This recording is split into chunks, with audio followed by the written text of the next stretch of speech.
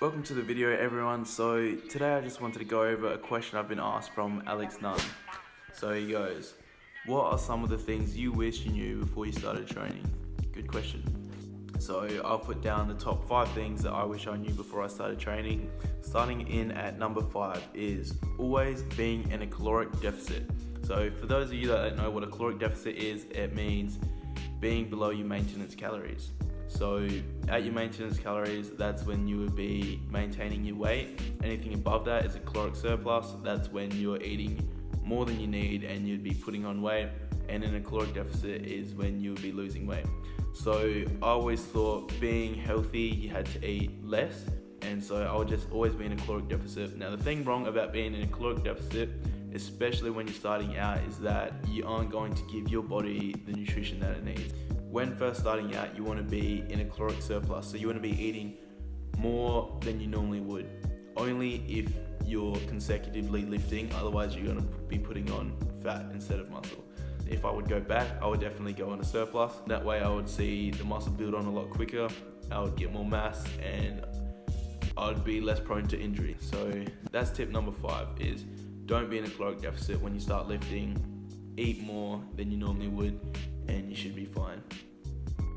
Alright, so coming in at number 4 is training the bro split. So the bro split basically means you're training every body part separately instead of training 2 together that complement each other. So if you want to start to lift or you're just starting out, I would recommend doing full upper body, lower body, rest, rest, full body, and then rest, rest.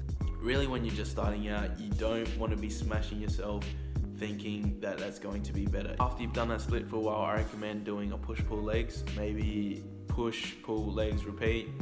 Go light on the first 3 and then heavy on the last 3, or light, heavy, light, heavy, light, heavy. Or you could just do push, rest, pull, rest, legs, rest, just depending on what you feel comfortable with and how it fits your schedule. But overall, I would recommend hitting each body part twice a week.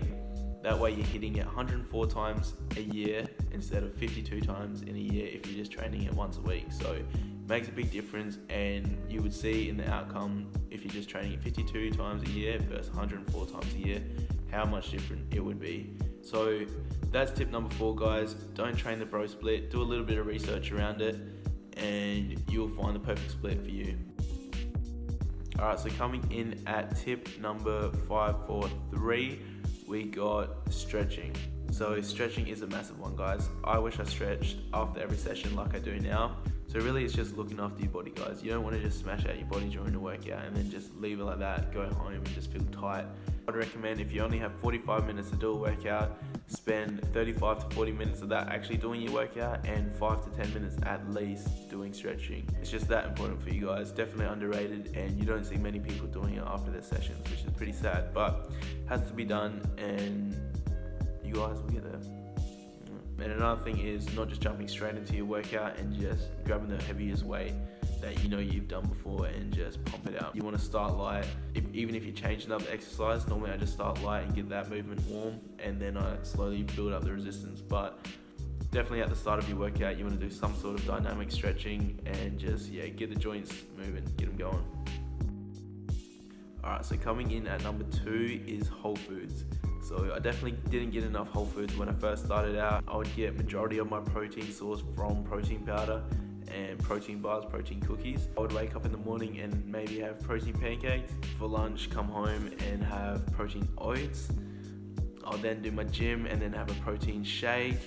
And then I'd go to work, come home and have a protein bar, a protein cookie, and then I would have whatever mum cooked for me. So I was fighting a lot. It just wasn't the way of eating. So you really want to be making sure that you eat plenty of foods that come straight from the fucking ass of a cow. Alright, so, and we'll just pause right there. So, on a serious note, you want to be doing the complete opposite of that. So, majority of your food should come in whole, and if they have more than one ingredient, then just make sure you know what the ingredient is that you're putting into your body. And if you don't, then you shouldn't be putting it into your body. So, here are some examples of whole foods. Alright, so we got whole grains, we got unsweetened plant-based milks, so I normally just drink oat milk.